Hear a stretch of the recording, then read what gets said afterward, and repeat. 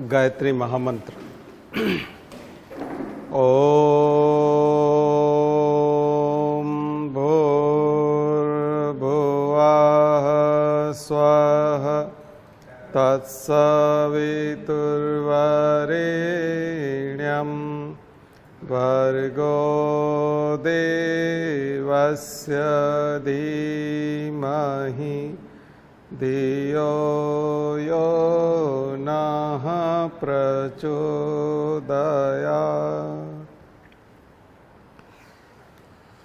तो कल जो हम बात कर रहे थे salient features of Indian society, Bharatiya Samaj के आधारभूत लक्षण, बहुत इंपॉर्टेंट चैप्टर है जीएस के हिसाब से। मेंस में first paper, second paper, third paper. Second paper में दूसरी तरह से आ सकता है, सेकंड में चांस कम है, थर्ड में। और प्रीलिम्स में एक आध क्वेश्चन घुमा फिरा के बन सकता है। और ऐसे में आप लिख सकते हैं, इस मैटर को ऐसे में काफ़ी अच्छे से लिख सकते हैं, क्योंकि जो फिलोसॉफिकल चीज़ें होती है उसमें बहुत अच्छे से लिख पाएंगे। इसके अलावा एथिक्स के पेपर के हिसाब से बहुत इंपॉर्टेंट है सोशलाइजेशन। सोशलाइजेशन वाला जो चैप्टर है ह्यूमन इंटरफेस, उसमें सीधा सीधा काम का है ह्यूमन इंटरफेस। और इंटरव्यू के हिसाब से बहुत इंपॉर्टेंट है, तो ये बहुत ही काम का है। मतलब अगर आप इसको पूरा देखें तो ये जो हिस्सा हम पढ़ने जा रहे हैं ये 100 से ज़्यादा नंबर का है। जो टोटल मार्क्स हैं उसमें 100 मार्क्स से ज़्यादा का है। और स्टेट सर्विस में भी काम का है, इक्वली इम्पॉर्टेंट है। तो चलिए, सेलिएंट फीचर्स में कल हम लोगों ने कुछ बात की थी, आज आगे की चीज़ लेते हैं। पहला, जॉइंट फैमिली। जॉइंट फैमिली, संयुक्त परिवार। तो इंडियन कल्चर, भारतीय संस्कृति, भारतीय समाज की ये सबसे बड़ी विशेषता है। जब आप राम आहूजा देखेंगे, एम.एन. श्रीनिवास बताया कि इंडियन सोसाइटी राम आहूजा, काम की किताब है Indian society Ram Ahuja. Sociology अगर आपका ऑप्शनल सब्जेक्ट है तब भी, एंथ्रोपोलॉजी है तब भी।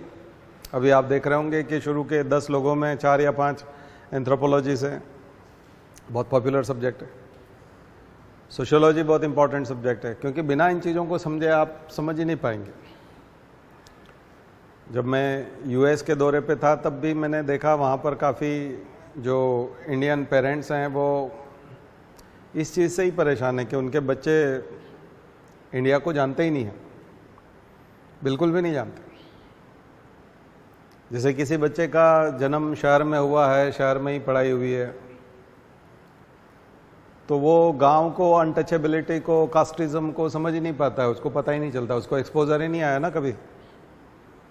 क्योंकि शहर में उसके स्कूल में कम से कम 2000 सरनेम है, 2000 सरनेम वाले बच्चे हैं, 2000 सरनेम्स।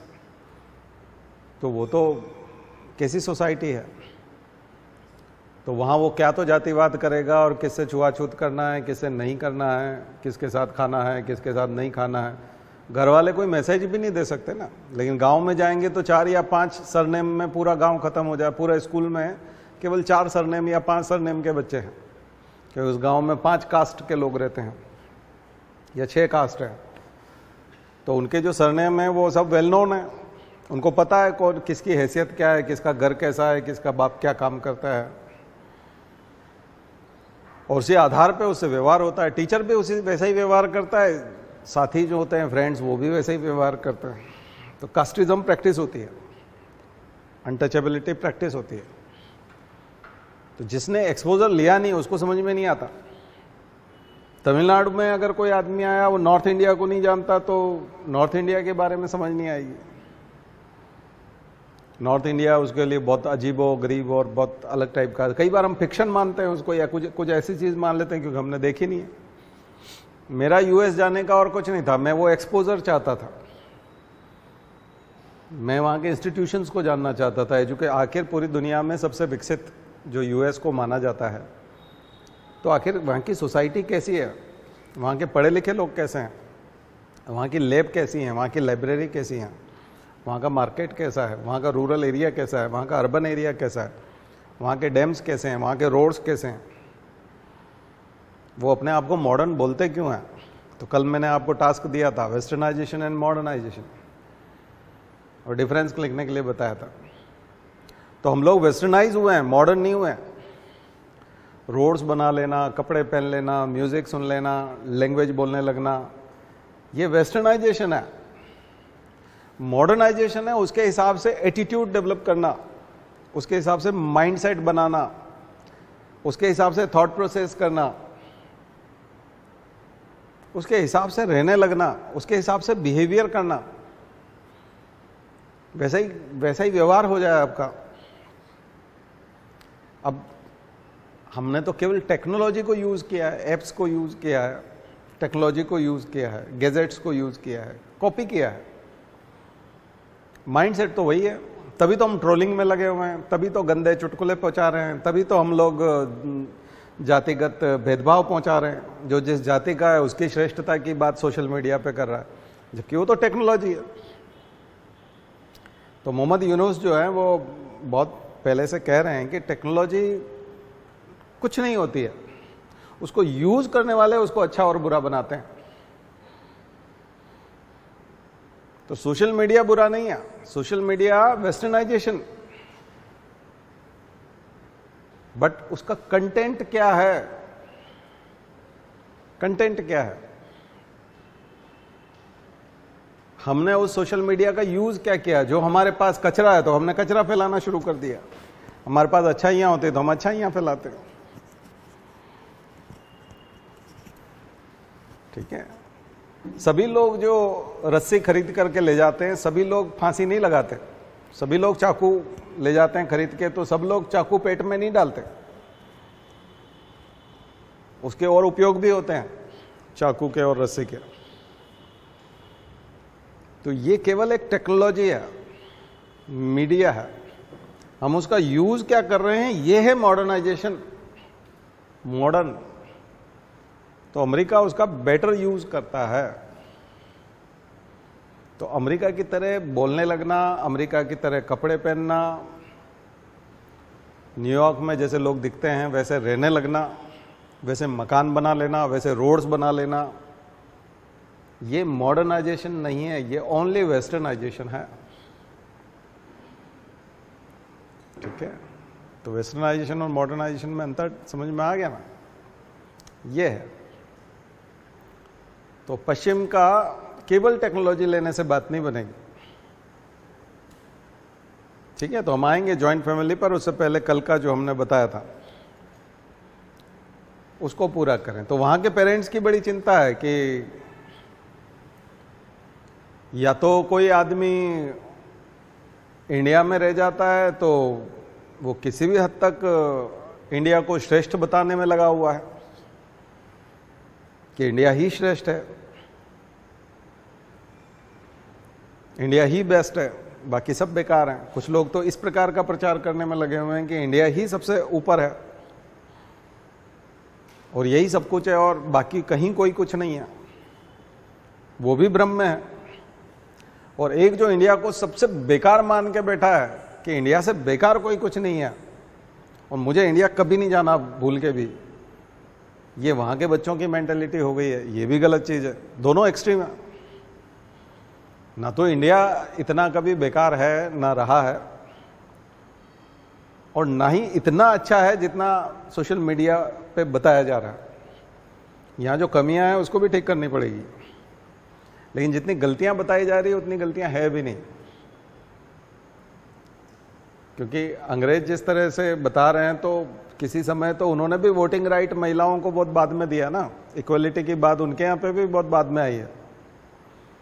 कॉन्स्टिट्यूशन में बहुत सारी चीजें, खुद अमेरिकन्स ने कितना काले लोगों के साथ भेदभाव किया और उनको स्लेव्स की तरह रखा, गुलाम बना के रखा। तो अत्याचार तो उन्होंने भी किए। अब वो सभ्य समाज के तौर पे कहलाना पसंद करते हैं, उसी का प्रचार चाहते हैं कि हम एक सिविलाइज सोसाइटी हैं। और इंडिया को तो लूटा गया, ये तो प्रॉस्पर था, यहां तो धन दौलत इतनी ज्यादा थी, तभी तो इतने सारे आक्रमण हुए। तो और देखा जाए तो इंडस वैली सिविलाइजेशन से लेके तमाम चीजों से यहाँ कर अंग्रेज सीख के गए, चाहे वो स्वीकार ना करें, लेकिन सीख के तो गए कि आखिर ये इतना पीसफुली रह कैसे सकते थे, इतने प्रॉस्पर कैसे थे, अर्बन सिविलाइजेशन कैसे बन गया था उस जमाने में, सिटी प्लान कितना अच्छा था। तो ये सब चीजें तो वो देख के गए ना। और ये चीज इंडिया के हिस्से में ना है, इस वजह से आपने देखा होगा कि पाकिस्तान में है वो, तो भारत गर्व करने लायक नहीं है अभी उस पर। वो जानबूझ करके वो उस तरह से सोचते हैं कि अगर हम इस तरह से कर देंगे तो शायद वो भारत, तो वो साजिश भी हो सकते हैं। तो भारत को तो ऐसी स्थिति में पहुंचाया गया, और आप बोल रहे हैं देखो इनके पास कुछ नहीं है और ये कितनी बुरी स्थिति में, और इकोनॉमी कितना स्ट्रगल कर रही है। तो आप जिस इकोनॉमी, आपकी तो किराए की, आपने तो उधार ली हुई है, आपने तो छीना हुआ है ना, ये सारा इंडिया से छीन के ले गए। तो ये चीज भी तो बताने की है ना, वहां के बच्चों को बताने के लिए बहुत कुछ है। तो हमारे यहाँ पे भी जो बच्चा तमिलनाडु का है वो नॉर्थ के बारे में नहीं जानता, जहां नॉर्थ वाला साउथ को बेकार समझने लगता कई बार। तभी वो सुधा मूर्ति ट्वीट करती हैं कि नॉन वेजिटेरियन जहाँ खाना बनता है वहाँ चम्मच भी, फिर वो वेजिटेरियन में, तो मैं वेजिटेरियन हूँ तो मैं ऐसी जगहों पर खाना नहीं खाती जहाँ नॉनवेज भी बनता हो। तो उसी को ट्रोल करने लगे लोग। वो उसके विचार हैं, क्योंकि साउथ इंडियन ऐसा मानते हैं कि नॉन वेजिटेरियन जो है वो हम लोग खाते हैं और हम लोगों का श्रेष्ठ है खाना और वो सब। तो इसलिए ट्रोलिंग, खाने पीने की आदतों पर ट्रोलिंग हो जाती है, जबकि वो उसके विचार हैं। आप अपनी वॉल पे अपना विचार लिखो कि आप लिखो ना नॉन वेजिटेरियन बहुत श्रेष्ठ है और ये करना चाहिए, और आप लिखिए अपने, इस पर कितने लाइक्स मिलते हैं, क्या होता है, तो आप देखिए अपना, उसके वहाँ जा करके क्या करना है, वो उसके विचार हैं। तो अपनी संस्कृति को, दरअसल सबका अपना अपना है, कोई भी संस्कृति पूरी तरह से खराब नहीं है, कोई भी विचार पूरी तरह से खराब नहीं है, उसका कोई कुछ ले नहीं सकता। सुप्रीम कोर्ट के खुद के कंसेप्ट क्लियर नहीं है, गवर्नमेंट के खुद के कंसेप्ट क्लियर नहीं है, एलजीबीटी के ऊपर, इसके ऊपर कभी क्या फैसले देते हैं, कभी क्या फैसले देते हैं, बाद में पलट देते हैं। आत्महत्या पे ठीक से नहीं है, सुसाइड पे, सुसाइड करना है कि नहीं करना है बता दो पहले कि लीगल है कि नहीं। कोर्ट कभी कहता है कि लीगल है, कभी बोलता है इलीगल है, कभी बोलता नहीं 21 का पार्ट है, कभी बोलता नहीं बिल्कुल नहीं, जेल भेज देंगे। किसको भेजोगे, वो बचेगा ही नहीं। क्या है पहले तय कर लो। दरअसल कोई कुछ नहीं है। इंडिया डाइवर्स है, बहुत तरह के विचार हैं, सब एक दूसरे के विचारों का सम्मान करें, हेट्रोजेनेसिटी, ठीक है ना, होमोजेनस नहीं है। तो इसलिए संयुक्त परिवार ठीक है, बल्कि न्यूक्लियर फैमिली ठीक होगी। अभी आप कुछ डिसाइड नहीं कर सकते, आप कुछ कह नहीं सकते किसी के ऊपर। कई लोगों को एक्सपोजर ही नहीं आया ना, उन्होंने देखा ही नहीं जिंदगी में, तो उनको पता ही नहीं है कि ये चीज होती है कि नहीं होती है। इसलिए कोई बोल रहा है कास्टिज्म प्रैक्टिस होती है, अनटचेबिलिटी होती है, दूसरा बोल रहा है कहाँ होती है, अब मॉडर्न हो गया है, तुम फालतू बात करते हो। भाई तूने देखा नहीं है तो चुप बैठो, तुमने नहीं देखा है, वहां होता है तो वो बोल रहा है। जो बोल रहा है उसके लिए भी समझा जाए कि ये ऐसा इसलिए बोल रहा है क्योंकि इसे पता नहीं है, तो उसको माफ किया जाए। वो भी जिद ना करे, वो जिद पकड़ के बैठा है कि ये गलत है, वो जिद पकड़ के बैठा है कि वो गलत है, जबकि ये इतने रीजन्स में बटा हुआ है। आप कभी गए नहीं। पंजाब का आदमी दो चीजों में बटा हुआ है। पंजाब में एक है एग्रीकल्चरिस्ट, जो एग्रीकल्चर को, तो वो जट सिख हैं, वो अपने आप को सुपीरियर मानते हैं, डोमिनेंट कास्ट मानते हैं। इसलिए एम.एन. श्रीनिवास की किताब डोमिनेंट कास्ट, वही social change in modern India, उसमें देखोगे तो उन्होंने डोमिनेंट कास्ट का कंसेप्ट दिया है कि कौन सी कास्ट जो है वो डोमिनेट करती है। प्रभु जाति की संकल्पना भारत में, जिसके पास जमीन ज्यादा है, जमीनों पे कब्जा जट सिख लोगों का है, सिख धर्म को मानते हैं, तो वो अपर कास्ट है एक तरह से। वहां पर, वहां जो हिंदू है, चाहे ब्राह्मण है, चाहे बनिया है, चाहे वो कोई भी है, वहां जो भी हिंदू हैं, या तो शेड्यूल कास्ट और ट्राइब तो वहां है नहीं ज्यादा, शेड्यूल कास्ट का परसेंटेज सबसे ज्यादा है। तो गुरुजी ने वहाँ जब लड़ने के लिए बुलाया था तो खास करके गुरु गोविंद सिंह के उसमें शेड्यूल कास्ट के लोग भी लड़ने वाली क्षत्रिय जाति तो वो भी हैं, लड़ने के लिए गए थे। लेकिन उनके जो गुरुद्वारे हैं वो अलग हैं, उनको मजहबी सिख बोलते हैं, मजहबी सिख। उनके साथ अनटचेबिलिटी प्रैक्टिस होती है। लेकिन दो तरह की है, एग्रीकल्चरिस्ट एंड नॉन एग्रीकल्चरिस्ट। तो जो वहां का ब्राह्मण है, बनिया है, वो उसमें आता है नॉन एग्रीकल्चरिस्ट में। तो वो क्लासिज्म है वहां पर, जो है वो क्लासिज्म है। उसको कई बार लोग रिलीजन के ऊपर जोड़ देते हैं कि एक सिख धर्म के हैं, दूसरे हिंदू धर्म के। खालिस्तान की जो मांग कर रहे हैं उनको ये सूट करता है कि हमें सिख लोगों का एक देश बनाना है और इनको एक्सक्लूड करना है एक तरह से। तो यहां हिंदू की कोई जरूरत नहीं है, तो हिंदू धर्म के अगेंस्ट है। इसलिए वो बोलता है कि ये हिंदू हैं, ये लोग हिंदू हैं, इन्हें यहां से भगाओ और ये खालिस्तान रहेगा, खालसा भूमि, वाहेगुरु जी दा खालसा, खालिस्तान। कुछ बात समझ में आई? बट वो क्लासिज्म है, वो एक क्लास है, एग्रीकल्चरिस्ट एंड नॉन एग्रीकल्चरिस्ट। उसको क्या स्वरूप दे दिया? अब उन लोगों की जो हिस्ट्री होती है, चूंकि वर्नाकुलर लैंग्वेज में पंजाबी में, तो पंजाबियों की जो सिख लोगों के वॉर हुए हैं वो ब्रिटिश के साथ हुए, तो एंग्लो सिख वॉर खूब हुए, तो उनकी हिस्ट्री शुरू ही वहीं से होती है। तो वहां के बच्चों ने हिस्ट्री जो पढ़ी है वो वाली हिस्ट्री पढ़ी है, एंग्लो सिख वॉर से, यानी दुनिया ही उनकी हिस्ट्री वहां से शुरू होती है। जैसे पाकिस्तान की हिस्ट्री मुसलमानों के आक्रमण से होती है, उसके पहले की वैदिक हिस्ट्री पाकिस्तान वाले बताते ही नहीं है कि वेद भी थे, पुराण भी थे, गुप्ताज भी थे। इस्लाम का उदय ही 500-600 में हुआ है, तो ये यहाँ से उनकी हिस्ट्री शुरू होती है, यानी दुनिया की शुरुआत ही 500-600 में हुई, वो पाकिस्तान है। तो पंजाब में जब रणजीत सिंह हैं, ये हैं, अंग्रेजों के साथ लड़ाइयाँ हो रही है सिखों की, तो हिस्ट्री पूरी की पूरी वही है। उनको एक्सपोजर ही नहीं आया कभी, उन बच्चों को कभी एक्सपोजर ही नहीं आया। तो वो लोग जब पंजाब के लोग इधर आते हैं, यहाँ देखते हैं, भोपाल आसपास, इंदौर या उत्तर प्रदेश में आते हैं, तो यहाँ देखते हैं कि अच्छा शिव मंदिर है, अच्छा पानी के अंदर मंदिर है, अच्छा पहाड़ी पे मंदिर है, अच्छा ये है। मतलब वो जो कॉमिक्स में पढ़ते थे, सीरियल्स में देखते थे, मतलब ये फिक्शन नहीं है, मतलब वाकई में मंदिर होते हैं और इस टाइप के होते हैं और इतने तरह के देवी देवता है, मतलब ये काल्पनिक नहीं है, मतलब लोग वाकई में पूजा पाठ करते हैं, लोग ऐसे ड्रेस पहनते हैं, ऐसे फेस्टिवल करते हैं। नहीं तो वहाँ तो वो लोहड़ी होता है, उनका बैसाखी होता है, और वो उस टाइप के फेस्टिवल है। तो खुद आपका पंजाब का आदमी यहाँ इसको सेंट्रल इंडिया का एक्सपोजर नहीं है, साउथ के आदमी को नॉर्थ इंडिया वाला एक्सपोजर नहीं, नॉर्थ वाले को साउथ का एक्सपोजर नहीं है। आप पोंगल में क्या खाते हैं, कैसे करते हैं, सुबह से लेकर शाम तक कौन कौन से सेरिमोनियल इवेंट्स होते हैं, आपको पता ही नहीं है।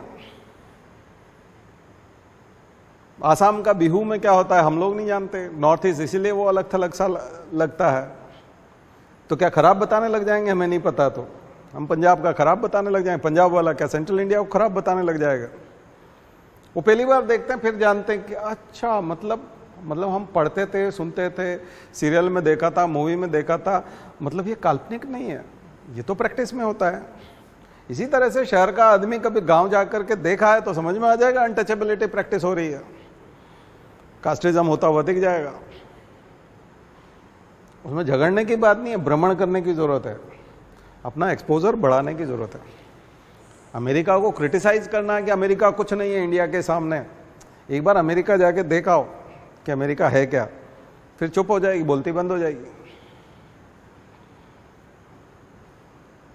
ठीक है ना, समझ में आएगा ना फिर बाद में। ऐसे थोड़ी होता है, ऐसे दरअसल यही है। इसलिए ये जो व्यूज हैं, ये व्यूज डेवलप होते हैं। अभी तो आप पैदा हुए हैं ज्ञान के क्षेत्र में, अभी जब ग्रो करेंगे, इसमें आगे पढ़ते जाएंगे, बढ़ते जाएंगे, तो आप तरह तरह की चीजें पढ़ेंगे। या तो फिर पढ़ लीजिए और उसको सही मानिए, आर्टिकल्स पढ़िए, उसमें जो बातें लिखी हुई है, घटनाएं हो रही है। इसलिए मणिपुर में क्या घट रहा है, वो सब फालतू है, हम सब जानते हैं मणिपुर वालों को, आप सबको ठीक कर देंगे, ठोक देंगे। उसी से तो बातें बिगड़ी है ना, क्योंकि तुम जाकर के देखते ही नहीं कि वहां हो क्या रहा है, प्रॉब्लम क्या है, एक्सपोजर ही नहीं है ना, समझ ही नहीं है। तो ये दिक्कत है। एक तरफ शशि थरूर और मनमोहन सिंह जैसे लोग हैं जो विदेशी यूनिवर्सिटीज़ में पढ़े हैं, पढ़ाए हैं, बहुत ही ज़्यादा नॉलेज है इंग्लिश और ये और वो, और एक तरफ मोदी और ऐसे लोग हैं जो देशी आदमी हैं, बिल्कुल उस टाइप का कोई नॉलेज नहीं है। उनको इनसे और उनको उनसे, दोनों को कदम मिला के बीच में कहीं मिलने की ज़रूरत है, और उसके बाद फिर लीडरशिप जो डेवलप होगी वो एक्चुअल होगी, उससे फिर देश चलाया जाना चाहिए। वो एक्सट्रीम है, ये इधर एक्सट्रीम है। एक बिना लिखे पढ़े लोग जो है वो राष्ट्रभक्ति में डूबे हुए हैं और राष्ट्रवाद की बात करते हैं और राष्ट्र को और देशी चीज़ों को आगे बढ़ाने पे तुले हुए हैं, और यही आगे बढ़ना चाहिए। जिद है एक प्रकार की, और एक ऐसा है कि नहीं बहुत कुछ और भी है, और वो ज़्यादा है और वो ज़्यादा है और वो ज़्यादा है, और वो उनका फॉरेन एक्सपोजर ज़्यादा है, एक का देशी एक्सपोजर बहुत ज़्यादा है, उसका देशी एक्सपोजर नहीं है, इनका फॉरेन एक्सपोजर नहीं है। एक्सपोजर होना मतलब केवल जाके आने से बात नहीं बनती, पढ़ा लिखा होना, और फिर एक एक चीज़ और इंस्टीट्यूशंस, और कल आपको सेक्शंस बताए थे, सेक्शंस, इंस्टीट्यूशंस, कल्चर, इन सबको समझने की ज़रूरत है। तब जाकर के एडमिनिस्ट्रेशन में भी ये सब चीज़ें बहुत ज़रूरी रहेगी। आप जब एडमिनिस्ट्रेशन में जाओगे तो आपको समझ में आना चाहिए। तो मैं जो सिलेबस समझाना चाह रहा था वो इस टाइप का कोई करिकुलम और सिलेबस नहीं है जो इंडिया की यूनिवर्सिटीज़ में या फॉरेन में पढ़ाया जाता हो। इसलिए वहाँ जो बच्चा चला जाता है, नेक्स्ट जनरेशन जो इंडिया में कभी नहीं आई है, वो इंडिया आना ही नहीं चाहती, बात ही नहीं करना चाहते, मिलना ही नहीं चाहते किसी से। वो बोलते हैं बहुत गर्मी है और बेकार हैं, और ख़ास करके महिलाओं के संदर्भ में तो बहुत ही निगेटिव है सुनने को मिलता है। पुलिस की इंसेंसिटिविटी जो है वो वहाँ तक खबर जाती है कि वहाँ चले गए और कभी किसी ने छेड़छाड़ कर दी और कोई कमेंट कर दिया या कपड़े खींच लिए या कुछ कर लिया तो पुलिस सुनेगी नहीं, पुलिस आती नहीं है। हमको मालूम है इंडिया में पुलिस बुलाने से आती नहीं है, या फिर पैसे मांगती है, या फिर अपराधी के साथ मिल जाती है। ये बहुत वेल नोन है, पूरी दुनिया में इमेज खराब है इंडियन पुलिस की वजह से, तो कोई आना ही नहीं चाहता। अब आप अपने देश को श्रेष्ठ बोलते रहो, आपके ही देश का कोई आदमी चला गया, वो वापस लौट के नहीं आना चाहता, अपने बच्चों को लेके नहीं आना चाहता, हिम्मत ही नहीं है उसके आने की। तो निगेटिव इमेज, क्लियर सारी चीज़ें, ठीक है। इसलिए कोई अच्छा हो गया और कोई बुरा हो गया ऐसा नहीं है, जितना बुरा बताया जा रहा है उतना भी नहीं है, क्योंकि जो हमारी अच्छाइयाँ हैं वो कभी बताई नहीं गई। जो हमारा जो हिंदू धर्म है या हिंदू सनातन धर्म जिसको आजकल खूब बोला जा रहा है, या ऋषि प्रणीत संस्कृति जिसको हम बोलते हैं, हमारा इंडियन कल्चर बोल सकते हैं, वैदिक कल्चर बोल सकते हैं, उसकी जो अच्छाइयाँ वो लाइफ स्टाइल थी, पूजा पाठ थोड़ी था। अभी प्रॉब्लम यहाँ है ना कि हम लोगों ने उसको फिजिकल चीज़ों से जोड़ लिया, पूजा पाठ से, थाली सजाना पूजा की। इसलिए जैसे गुजराती आदमी है जो पढ़ा लिखा नहीं है तो वो पूजा की थाली तो सजा लेता है। महिलाएं वैसे कपड़े पहन लेती है पूजा में जैसा पहनते हैं, उस कलर के कपड़े पहन लेंगे, वैसे कपड़े पहन लेंगे। उनको ये तो पता है कि पूजा में थाली कैसी होती है, मंदिर का श्रृंगार कैसा होता है, कपड़े कैसे पहना जाते हैं, गरबे में क्या होता है, लेकिन उसके पीछे की फिलॉसफी नहीं है। माता की भक्ति, उसकी फिलॉसफी, आरती ठीक है, आरती ठीक है, लेकिन आरती के पीछे की फिलॉसफी क्या है? जल चढ़ाते हैं तो जल का दर्शन क्या, तत्व दर्शन नहीं पता, और उसी को प्रमोट करने में मजा आ रहा है, जबकि उसकी फिलॉसफी है। एक तो फिलॉसफी खुद को भी नहीं पता और दूसरे को बताना भी नहीं चाहते या सीखना भी नहीं चाहते। ये चीज यदि वहां के बच्चों को या अंग्रेजों को भी बताई जाए तो उसके लॉजिक को, इसलिए वो मजाक करते हैं, ये क्या तरीका है, ये पिछड़ा हुआ है। तो वहां जाकर के वो इन्फीरियरिटी महसूस करने लगता है। हिंदू जो है बच्चा, वो अपने ही धर्म के प्रति इन्फीरियरिटी महसूस करने लगता है। उसको लगता है हम लोग इन्फीरियर हैं, हमारे अंदर साइंटिफिक टेम्परामेंट नहीं है, हमारे अंदर रैशनैलिटी नहीं है, क्योंकि वो रैशनल नहीं लगता। और ऐसा नहीं है कि वो किसी दूसरे धर्म को मानने लगता। खुद क्रिश्चियन जो हैं वो क्रिश्चियन खुद चर्च नहीं जाते, 90% क्रिश्चियन चर्च नहीं जाते। केवल शादी, जैसे हमारे यहाँ हिंदू कभी मंदिर नहीं आते, लेकिन शादी तो पंडित जी कराते हैं ना, अग्नि के फेरे ही होते हैं, क्योंकि वो रिचुअल तो वो वाला है हमारा। केवल शादी के समय मंदिर में होगी या फिर पंडित को बुलाया जाएगा, अदरवाइज तो पूरी जिंदगी अंतिम संस्कार और विवाह संस्कार, ये दो ही हिंदू धर्म के हिसाब से होते हैं। बाकी हिंदू कौन से मंदिर जाते हैं? तो वैसे ही 90% जो है वो जैसे बोलते हैं नया नया मुल्ला ज़्यादा नमाज पढ़ता है, तो वो वाला जो नया क्रिश्चियन है, जो अभी अभी कन्वर्ट हुआ है क्रिश्चियन में, वही चर्च जाता है। उसको लगता है मैं संडे को चर्च नहीं जाऊंगा तो मैं क्रिश्चियन नहीं बन पाऊंगा, क्योंकि वो अभी अभी क्रिश्चियन बना है। तो हमारे यहाँ के आदिवासी जो ईसाई धर्म धारण करते हैं वो सबसे ज़्यादा चर्च जाते हैं, उनके नाम हिंदू हैं, वो सबसे ज़्यादा चर्च में जाते हैं।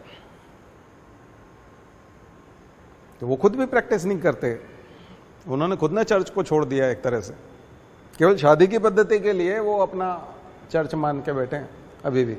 ठीक वैसे हिंदू जो है शादी ब्याह के लिए और मरते समय अंतिम संस्कार के लिए हिंदू धर्म में है, अदरवाइज तो हिंदू धर्म में रहने का कोई मतलब, ना उसको फिलॉसफी पता है, ना वो रिचुअल्स को प्रैक्टिस कर रहा है, ना उसको मंत्र आते हैं। अगर आप संस्कृत के सुभाषित पढ़ेंगे, संस्कृत भाषा की तमाम चीज़ें, तो वो एक लाइफ स्टाइल था। उसमें छोटी छोटी बातें हैं, सत्यमेव जयते, मूर्खेषु विवाद न करते, मूर्ख से कभी विवाद नहीं करना चाहिए। अब ये बात एरिस्टोटल बोलता है या और कोई बोलता है तो हम बोलते हैं कि ये उनके विचार हैं।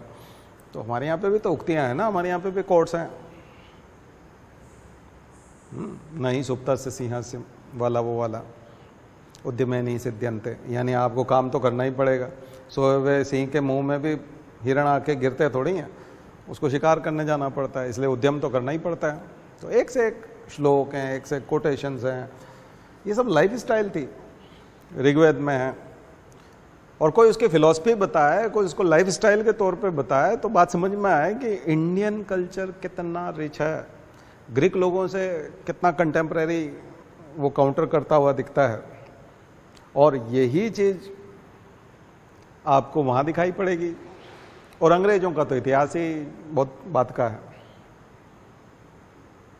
तो हो सकता है कि उनके अंदर गौरव और वो वाला बहावा है, लेकिन हम चाहते हैं कि वो कलावा बांधे, हम चाहते हैं कि वो आरती करे, हम चाहते हैं कि वो पूजा पाठ करे, हम चाहते हैं कि वो हवन करे।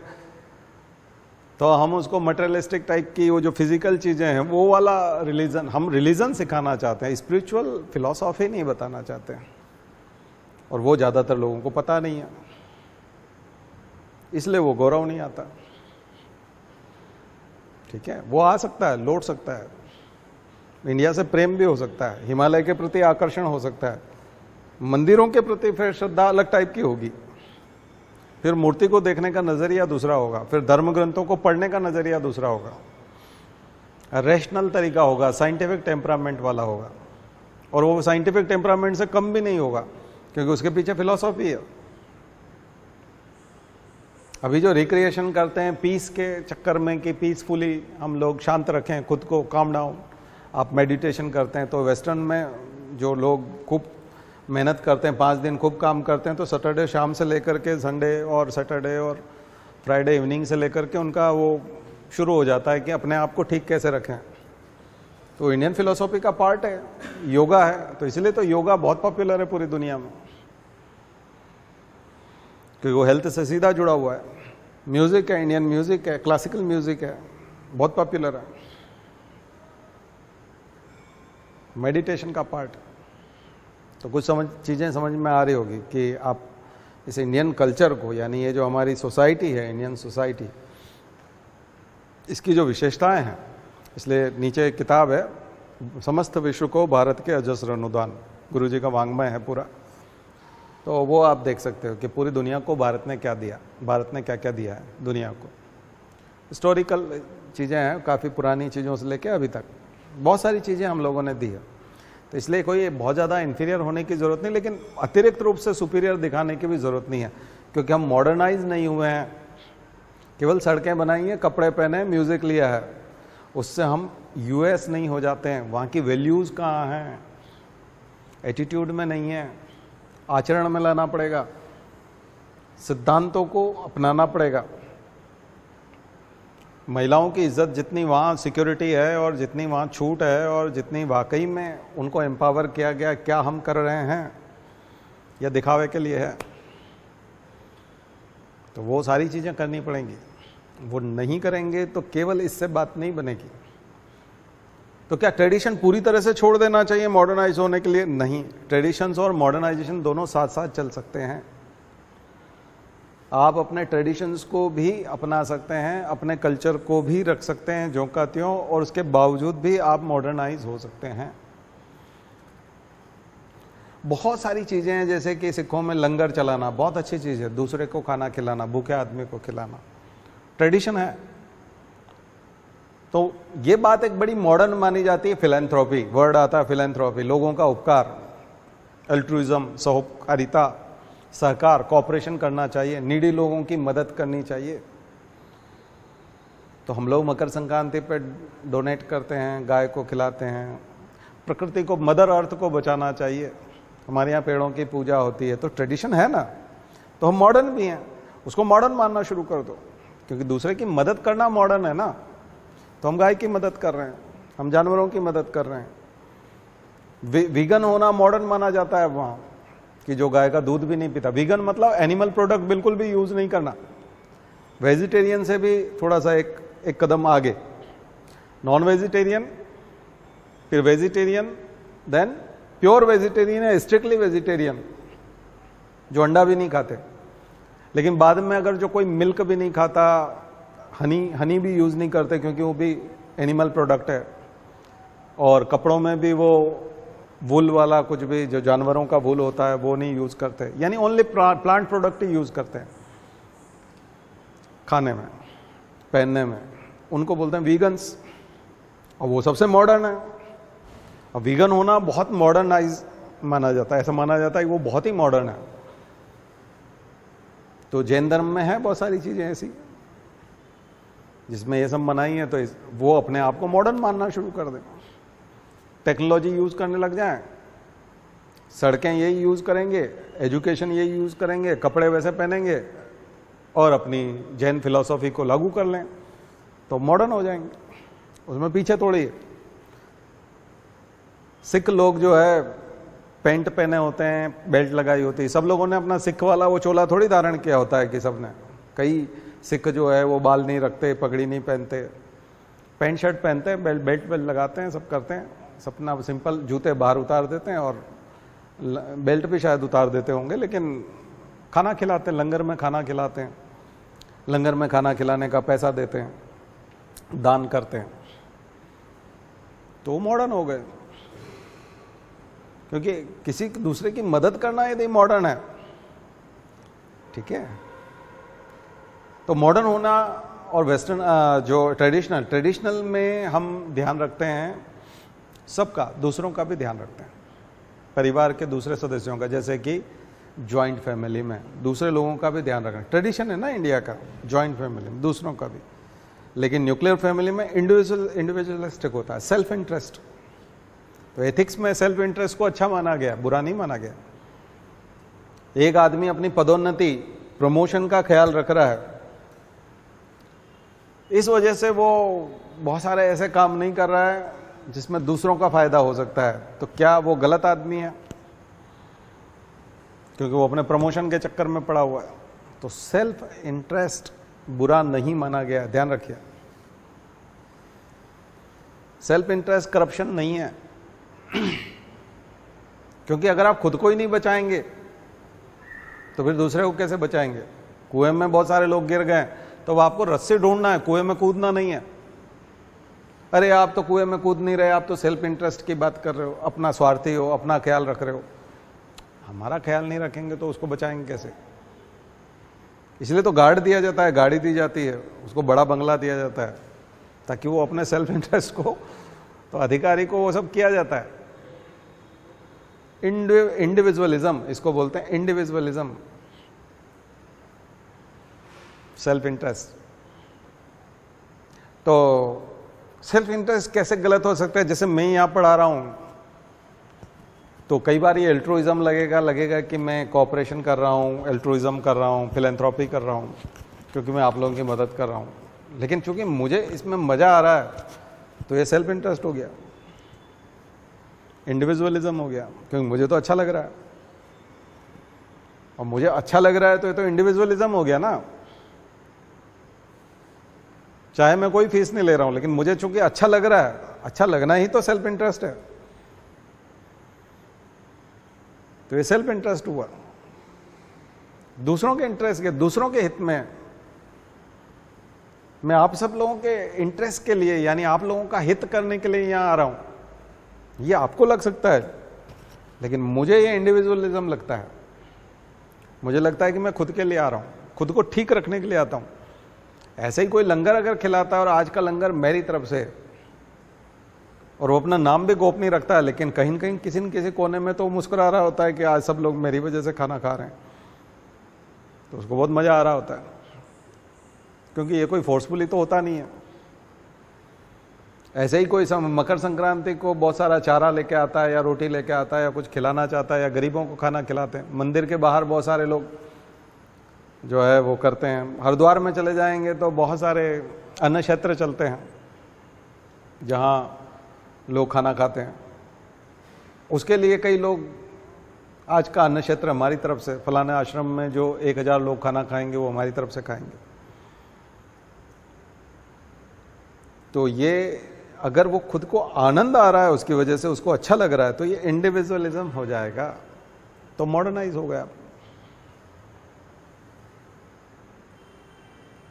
ठीक है, तो joint family and nuclear family. आइए इस पे आते हैं। तो बहुत सारी फिलॉसफी है इसके बीच में, तो बहुत सारी चर्चाएं हो सकती है, लेकिन अभी हम आते हैं इसके ऊपर। तो जॉइंट फैमिली भारतीय समाज की विशेषता है। और इसके बीच में एक और चीज है कि चूंकि जॉइंट फैमिली आता है तो यहां पर विशेषता में आता है पैट्रियार्की, पितृसत्तात्मकता। पितृसत्तात्मकता, पैट्रियार्की भारतीय समाज की विशेषता है, इंडियन सोसाइटी की। ये सच्चाई है, इसको स्वीकार करना पड़ेगा, क्योंकि पैट्रिलोकल फैमिली है। पैट्रिलोकल फैमिली मतलब लड़की का शादी के बाद पति के घर जाना, पति पत्नी के घर पे रहने के लिए नहीं आता, नहीं तो मैट्रिलोकल हो जाता, मात्र स्थानीय परिवार हो जाते, पितृ स्थानीय परिवार है। पैट्रिलिनियल सोसाइटी, पैट्रिलिनियल पितृवंशीय परिवार होता है, पिता का वंश चलता है, सरनेम वो लगाते हैं। यहां तक कि जो लड़की शादी करके आती वो भी अपने नाम के आगे वो वाला सरनेम धारण करती, उस फैमिली का, अपने पिता वाला नहीं धारण करती, पति के पिता का सरनेम धारण करती है। कई लोग बोलते हैं पति का सरनेम धारण कर दे, पति ने तो खुद नहीं अपने पिता का धारण किया हुआ है, तो पति का सरनेम क्या हुआ? पति के पिता का सरनेम। बड़ा अटपटा लग रहा है ना, पति के पिता का सरनेम। पति का सरनेम बोलने से तो ऐसा लगता है कि क्लोज हो गए, क्लोज हो गए, और पति का तो करता ही है। नहीं नहीं, पति के पिता का। जब आप पैट्रिलिनियल बोलोगे तब बोलेंगे पति के पिता का सरनेम धारण करती है, पैट्रिलिनियल। अब यहीं से सारे डिस्क्रिमिनेशन शुरू होते हैं। पैट्रियार्की प्रैक्टिस होती है। अब कई लोग बोलते हैं, बड़ा बुरा लगता है उनको, हमको बड़ा ये बोल रहे हो, पैट्रियार्कल बोल रहे हो, पितृसत्तात्मक कहा जा रहा है, गलत कहा जा रहा है। ऐसा कुछ नहीं है, ऐसा ही है। इंडियन सोसाइटी में ये होता है, आप खुद देख लो। बहुत कम अपने सरनेम को बरकरार रखते हैं। अच्छा, किसी ने सरनेम रख भी लिया तो वापस बच्चों में 50-50 होता है क्या? सरनेम बच्चों में तो शुद्ध रूप से फिर, अच्छा चलो लड़की का माँ वाला सरनेम हो जाया करेगा और लड़के का पिता वाला हो जाएगा, चलो 50-50 कर लो। नहीं, वो भी नहीं करेंगे। लड़की का भी सरनेम पिता वाला ही रहेगा, लड़के का भी पिता। यही तो बात है ना पैट्रियार्की, इसी को तो कहते हैं पैट्रियार्की। और क्या होता है पैट्रियार्की? या 6 महीना आप इधर रह लोगे, 6 महीना लड़का फिर जा करके अपने ससुराल जाके रह लेगा। 6-6 महीना कर लो, चलो एक तरफा लगता है तो 50-50 कर लेते हैं। नहीं, कहीं पे भी कोई 50-50 नहीं। इसलिए स्वीकार करना पड़ेगा ना, पैट्रियार्की एग्जिस्ट करती है। पैट्रियार्की। अब क्या होता है ना कि खुद की लड़की को भी चूंकि जाना होगा, तो मान लीजिए किसी मेडिकल कॉलेज में एडमिशन कराने के लिए 4 करोड़ रुपए लग रहे हैं या 2 करोड़, आजकल नॉर्म है, 2 करोड़ रुपया लगता है मेडिकल कॉलेज में एडमिशन कराने के लिए। उसके परसेंटेज नहीं बने नीट में, और अब मेडिकल कॉलेज में एडमिशन दिलाना है, और 2 करोड़ रुपया है, और एक लड़का है एक लड़की है, तो किसे चुना जाएगा वो 2 करोड़ रुपया खर्च करने के लिए? ऑब्वियसली लड़के को, क्योंकि लड़का इनके पास रहेगा, और ये 2 करोड़ इन्वेस्टमेंट है एक तरह का, ये लौट करके आएगा और बुढ़ापे में काम आएंगे। लड़की के ऊपर वो 2 करोड़ का दांव लगाएगा क्या? जो पति के यहाँ चली जाएगी और बुढ़ापे में दूसरे का सहारा बनेगी। रिस्क है, गलत इन्वेस्टमेंट हो जाएगा। यही तो पैट्रियार्की है कि जहां डिसीजन मेकिंग करना है, अच्छा चलो कुछ लोग दिलदार होंगे, वो 50-50 कर देंगे, 1 करोड़ इसका 1 करोड़ इसका, कुछ होंगे, लेकिन आमतौर पर कौन सी चीज़ प्रैक्टिस की जाती है? इसलिए खाने पीने में, स्कूल के चयन में, कैरियर के चयन में, कोर्स के चयन में, आगे पढ़ाने में, इसलिए प्रोफेशनल कोर्सेज, जो महंगे वाले प्रोफेशनल कोर्सेज हैं वो सब लड़कों को कराए जाते हैं। लड़कियों को प्लेन कोर्सेज, एजुकेशन के नाम पे प्लेन कोर्सेज ज़्यादातर वो कराए जाते हैं, या फिर गवर्नमेंट कॉलेजेस के या आईआईटी में कभी उसने अपनी बलबूते पे आईआईटी में निकाल लिया, अपने बलबूते पे मेडिकल में निकाल लिया। तो बेटियों को तो उनको अपने बलबूते पे निकालना पड़ता। पैट्रियार्की तो प्रैक्टिस हो रही है ना, यही जेंडर डिस्क्रिमिनेशन है। तो पैट्रियार्की से ही जेंडर डिस्क्रिमिनेशन इंडियन सोसाइटी में आया है, क्योंकि वहां पर भी फॉरेन में जो है वो खास करके यूरोप और अमेरिका में दोनों को अपने परिवार, उसको बोलते हैं नियो लोकल फैमिली। हमारे यहाँ होता है पैट्री लोकल फैमिली, और नॉर्थ ईस्ट में असम में खासी और गारो, ये जो ट्राइब्स हैं, इनमें मैट्री लोकल फैमिली होती है, जहाँ माँ के यहीं रहती है लड़की, पति को आना पड़ता है। उधर भी टोडा नायर में, उधर भी तमिलनाडु में, तो कुछ ट्राइब्स में है मैट्री लोकल।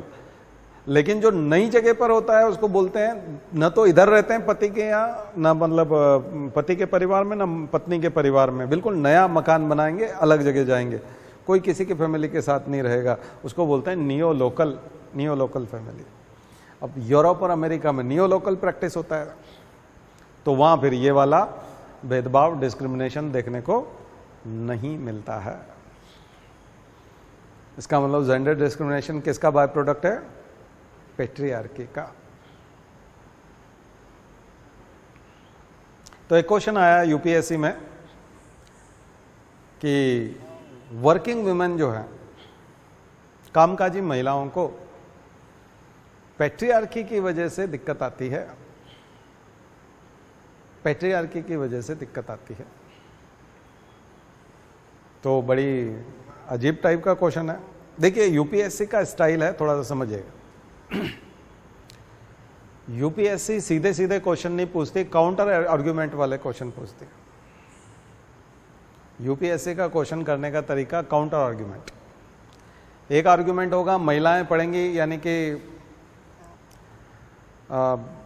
बेटी पढ़ेगी बेटी बढ़ेगी वाला, वो जो है ना बेटी बचाओ बेटी पढ़ाओ। तो ये तो एक आर्ग्यूमेंट हो गया कि महिलाओं को पढ़ना चाहिए, हाँ पढ़ना चाहिए, फीमेल एजुकेशन होना चाहिए, विमेन एम्पावरमेंट होना चाहिए, महिला सशक्तिकरण होना चाहिए, उसकी नौकरी लगना चाहिए, नौकरी भी लगना चाहिए, ठीक है ना। लेकिन वर्किंग वुमन जो होगी, यानी कि वर्किंग जो कामकाजी महिला होगी, वहां पर क्या पैट्रियार्की नहीं होगी? कामकाज वाली जगह पर पैट्रियार्की नहीं होगी, वहां तो प्रैक्टिस होती है।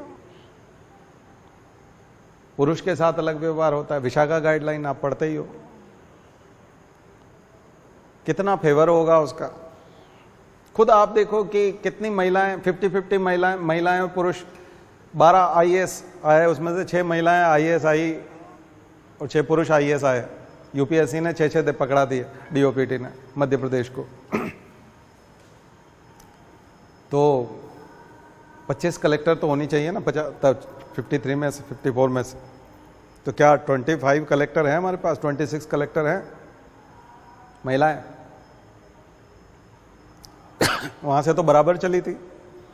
यूपीएससी सेलेक्ट होकर के 12 आईएएस मिले इस साल। हर साल 12 के आसपास मिलते हैं, 6 दोनों मिलते हैं, लड़के लड़कियां। तो फिर यहां आधे आधे दिखने चाहिए ना जिलों में।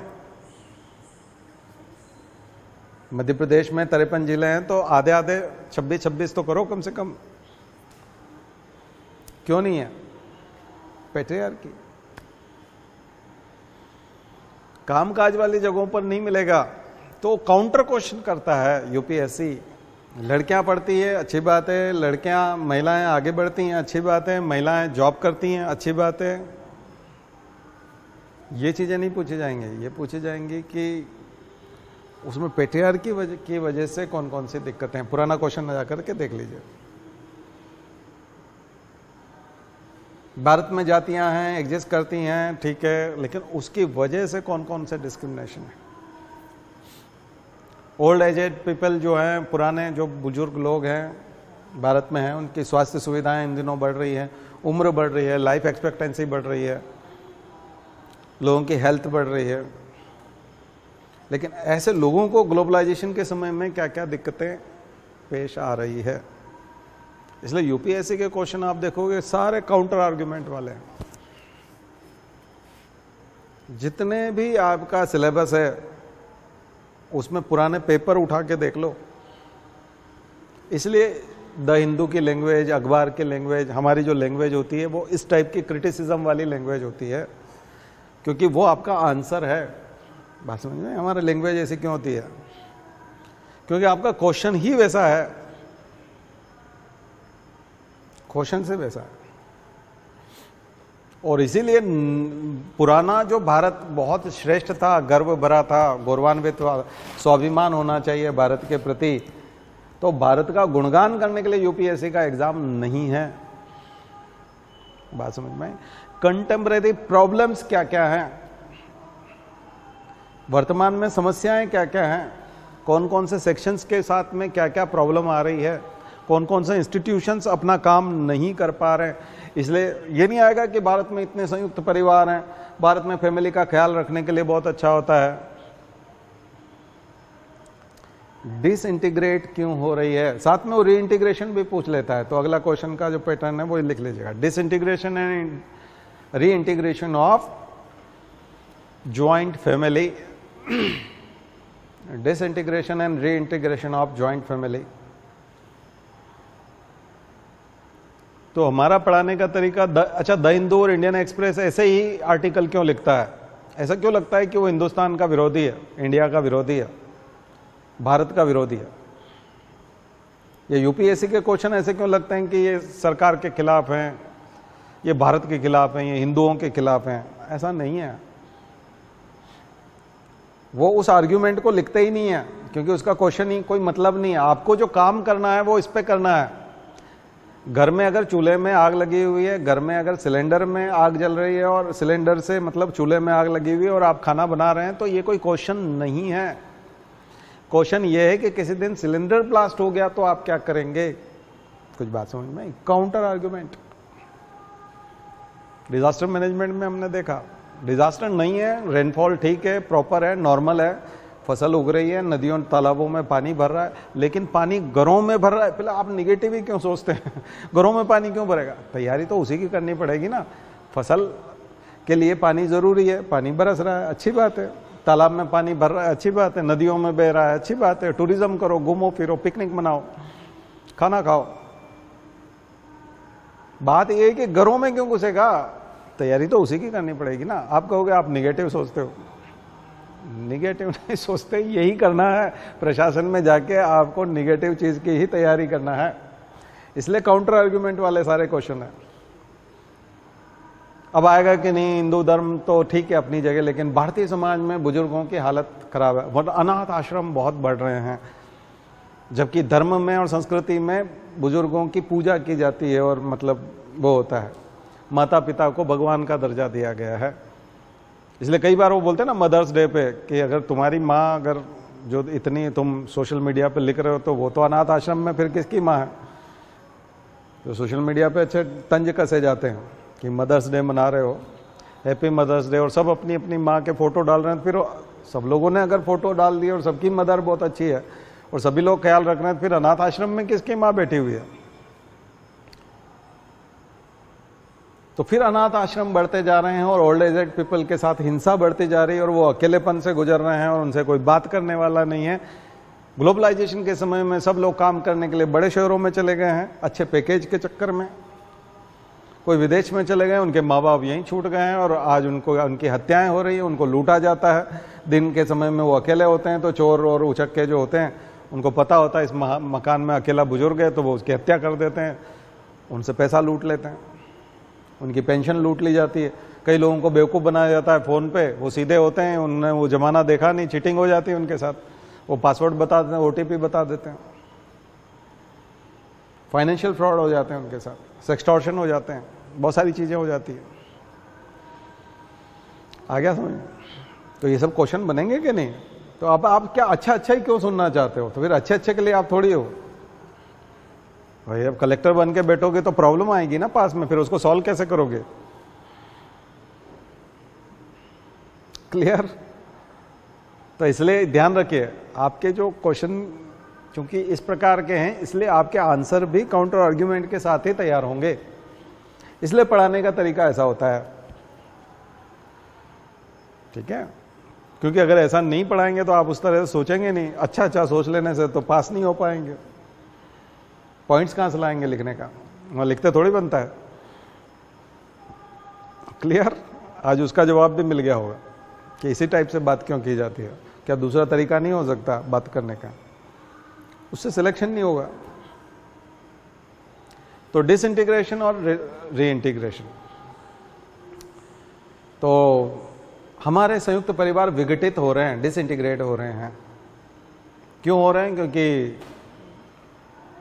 ग्लोबलाइजेशन की वजह से इससे संयुक्त परिवार टूट रहे हैं। अर्बनाइजेशन की वजह से, इंडस्ट्रियलाइजेशन की वजह से लोग विदेशों में जा रहे हैं, बड़े शहरों में जा रहे हैं।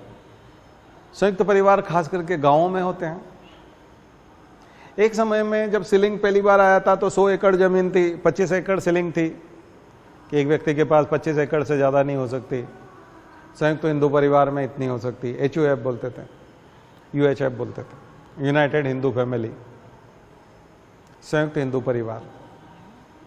तो उन्होंने वो सीलिंग एक्ट से बचने के लिए कि 25 एकड़ से ज़्यादा होगी तो जब्त कर ली जाएगी, दूसरों को बांट दी जाएगी।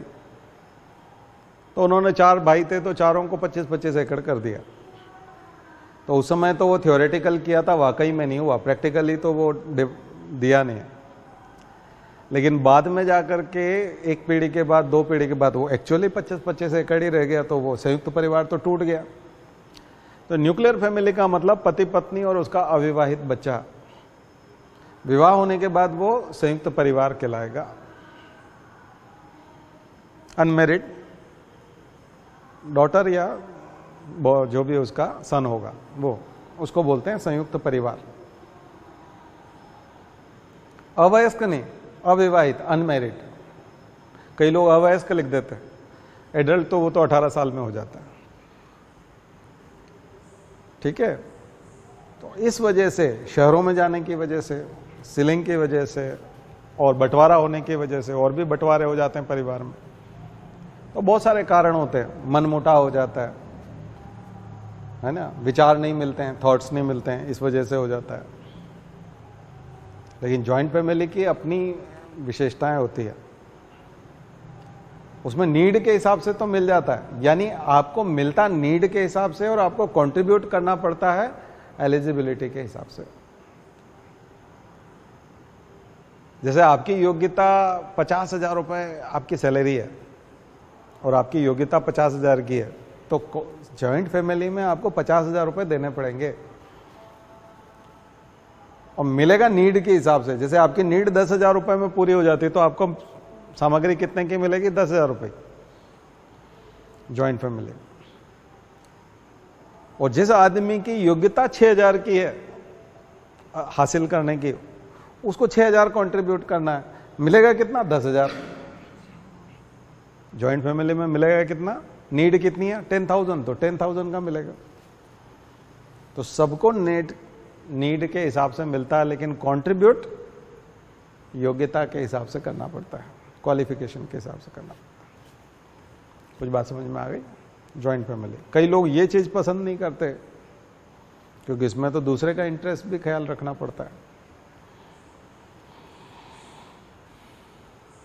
तो ये भारतीय समाज की विशेषता है। कई लोग बोलते हैं ना कि बड़ा भाई सबसे ज्यादा कमाता है और वो बहुत पिसता है जॉइंट फैमिली में। बहुत सारे एक्सपीरियंस भी होंगे आप लोगों के जॉइंट फैमिली के, कि उसमें जो सबसे ज़्यादा कमाता था और सबसे बड़ा और सबसे ज़्यादा जिम्मेदार था, बाकी सब लोगों ने मजे लिए जॉइंट फैमिली में, उन्होंने काम ही नहीं। अच्छा, कुछ लोग छुपाते हैं, चालबाज होते हैं, वो छुपा देते हैं, उनकी पत्नियां छुपा देती है, वो कंट्रीब्यूट ही नहीं करने देती। वो अपना अलग से रखते हैं, जिस दिन अलग होते हैं तब उनकी संपत्ति एक साथ दिखती कि इनके पास तो बहुत सारा था। तो ये बहुत कहानियां हैं गांव गांव में, घरों घरों में, ये घर घर की कहानी है। जॉइंट फैमिली, डिसइंटीग्रेशन, बहुत सारे कारण हैं, लेकिन रीइंटीग्रेशन भी होता है। कई सारे आईएएस अपने बच्चों की सुरक्षा सेफ्टी के लिए अपने माता पिता को साथ रखते हैं, यूं साथ में नहीं रखना चाहते, इन बच्चों की सेफ्टी के लिए। कई माता पिता रिटायर हो गए तो अब वो अकेले नहीं रहना चाहते, वो सोचते हैं कि हेल्थ वगैरह की सुविधा के लिए हमको किसी न किसी के साथ रहना होगा। तो उस समय तो वो भी घर से भगाने के लिए तैयार थे, भागो तुम यहाँ से, अगर तुमको नहीं सूट करता है तो जाओ यहाँ से, निकलो, तुम्हारा घर नहीं है। ओछा भी बोल जाते थे, और मनमुटाव की वजह से ही वो निकल करके गए भी। लेकिन एक एज के बाद में फिर उनको लगा कि नहीं, बच्चों के पास जाना चाहिए। रीइंटीग्रेशन, दोनों की जरूरत पास ले आती है रीइंटीग्रेशन। महंगाई बहुत है, मकान बहुत महंगे मिलते हैं बड़े शहरों में, तो महंगाई है तो अलग अलग फ्लैट, अलग अलग मकान सब लोग नहीं कर पाते हैं। किसी ने, एक ने ले रखा या पिता ने ले रखा तो सब फिर उसमें शामिल हो जाते हैं, चलो किराया बचेगा, रहने को मिलेगा, तो कई लोग रीइंटीग्रेट कर जाते हैं। तो दोनों चीज चल रही है। संयुक्त परिवार में भारत में विघटन भी होता रहता है और वापस इकट्ठे भी होते रहते हैं। तो ये क्वेश्चन बनता है, पॉपुलर क्वेश्चन है, सोशियोलॉजी ऑप्शनल के लिए तो है ही, आपके लिए भी, ठीक है ना, दोनों के लिए। तो ये, और फिर न्यूक्लियर फैमिली की क्या विशेषता है? वही इंडिविजुअलिज्म, सेल्फ इंटरेस्ट में रहता है। वो जितना भी कमाता है वो खुद के ऊपर खर्च करते हैं, खुद के ऊपर रहते हैं, उसको गलत भी नहीं माना जाता। सेल्फ इंटरेस्ट, एक भाई दूसरे भाई से अलग हो गया और उसके बाद कोई करोड़पति बन गया और एक भाई अगर मिडिल क्लास रह गया, ठीक है, तो वो उसको देता थोड़ी पैसा, वो करोड़पति बना रहता है, दूसरा मिडिल क्लास में रह जाता है, वो हायर क्लास में पहुंच जाता, ठीक है ना। एजुकेशन उसके बच्चे की बहुत अच्छी हो जाती है, बहुत अच्छे इंस्टीट्यूशन में, विदेश की किसी बड़ी यूनिवर्सिटी में पढ़ के वो आता है, दूसरे का बच्चा साधारण स्कूलिंग करता है, साधारण यूनिवर्सिटी में पढ़ता है, दोनों में डिफरेंस आ जाता है। ऐसे लोग यूनाइट नहीं होंगे, ऐसे लोग कभी भी फिर से रीइंटीग्रेट नहीं होंगे, क्योंकि उन्होंने तो अपना क्लास ही अलग बना लिया, ठीक है। इसलिए जो फिर शहरों में जाकर के शहरीकरण होगा और ये सब होगा, तो वहां एक और इंस्टीट्यूशन टूटेगा, कास्ट, कास्ट भी टूट जाता है शहरों में आकर के, अर्बन आकर के। इसलिए शहरों में कास्टिज्म नहीं है, वहां क्लासिज्म है, upper class, lower class, middle class, वहां क्लासिज्म। एक ही कास्ट का आदमी अगर अपर क्लास में पहुंच जाए, शेड्यूल कास्ट का भी आदमी यदि अपर क्लास में पहुंच जाए, तो अपने लोअर क्लास के, यानी जो अभी भी गरीब हैं, ऐसे पुअर लोगों के साथ उठना बैठना और खाना पीना बंद कर देता है, वो खुद ही बंद कर देता है। शेड्यूल कास्ट का आदमी खुद ही बंद कर देता है, क्योंकि उसकी क्लास चेंज हो गई। वो साफ सुथरा रहने लगा, बड़ी गाड़ी में, बड़े मकानों में रहने लगा, और वो किसी छोटे मकान में जाकर के उन्हीं कंडीशंस में उन्हीं के साथ बैठ करके पहले जैसा खाता था वैसा अब नहीं खा सकता, खाता ही नहीं है, क्योंकि अब वो बहुत सारी चीजों का ख्याल रखने लगा है। तो इसलिए वो अनटचेबिलिटी दो प्रकार की है, between caste and within caste. Untouchability केवल वो नहीं है कि कास्ट, बिटवीन कास्ट ही होती है, एक कास्ट ही दूसरे कास्ट से अनटचेबिलिटी करती है, एक ही कास्ट अपनी कास्ट के दूसरे लोगों से, क्लासिज्म उसको बोलेंगे, क्लासिज्म वर्गवाद में बदल गया, वर्ग भेद, क्लासिज्म।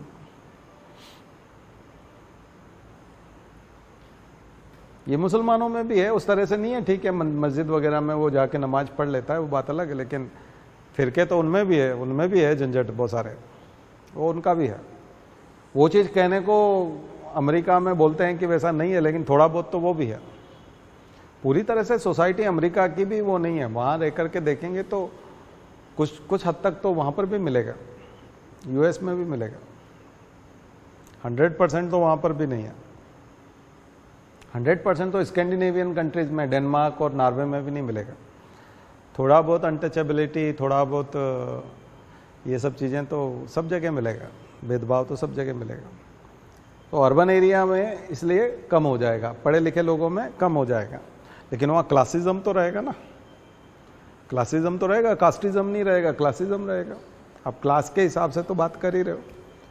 अब मान लीजिए कोई IAS है और उसका चपरासी बहुत कम, चपरासी भी नहीं है, उसका ड्राइवर है या डेली वेजेज वाला कोई कर्मचारी है, माली है, और उसको 8 या 10 हज़ार रुपये मिलते हैं जैसे तैसे, वो 15 हज़ार रुपये कलेक्टर कहीं से दिलवाता है,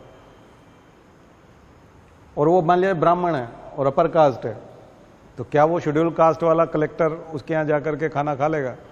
जो बहुत गरीब है और खराब बर्तन है वो उसके यहाँ नहीं खा पाएगा। तो अपर कास्ट से अनटचेबिलिटी करने लगा, तो उसकी अनटचेबिलिटी दूसरे टाइप की हो गई। वो कास्ट बेस्ड नहीं है, क्लास बेस्ड है। इसलिए शहरों में क्लास बेस्ड अनटचेबिलिटी। क्लियर? तो ये थोड़ा सा कुछ गुत्थियां थी जो मैंने आपको कुछ नए व्यूज दिए हैं और बिल्कुल खुल करके दिए हैं। आप उनको यूज करिए एग्जाम में, सब जगह लिखिए। सबको टर्मिनोलॉजी में लिखना पड़ेगा, थोड़ा सा उनके टर्म्स में लिखना पड़ेगा, क्योंकि उसकी वोकाबुलरी और उसकी टर्मिनोलॉजी आपको पकड़नी पड़ेगी, सोशियोलॉजी वाली। ठीक है, इंडियन सोसाइटी का पार्ट था। तो ये मैंने यहाँ अभी चलेगा, नेक्स्ट 1-2 लेक्चर, 3-4 लेक्चर हम लोग और लेंगे। ठीक है, अलग अलग एंगल पे होंगे, बहुत सारी चीज़ें करेंगे, साथ में कोशिश करेंगे करंट अफेयर्स भी हो। ठीक है, तो आज की बात यहीं समाप्त। सोम द्यौ शांति अंतरिक्ष ग्वम शांति पृथ्वी शांतिराप शांतिरौषधयः शांति वनस्पतयः शांतिर्विश्वे देवा शांतिर्ब्रह्म शांति सर्वगम शांति शांतिरेव शांति सामा शांतिरेधि। ओम शांति शांति शांति सर्वारिष्टासु शांतिर्भवतु। बोले गायत्री माता की, परम पूज्य गुरुदेव की, परम वंदनीय माता जी की। हम सुधरेंगे, हम बदलेंगे, एक बनेंगे। जन्म जहाँ पर, अन्न जहाँ का, ज्ञान जहाँ से, वह है प्यारा। देश की रक्षा कौन करेगा? मानव मात्र, नर और नारी, जाति वंश सब भारत माता की, भारतीय संस्कृति की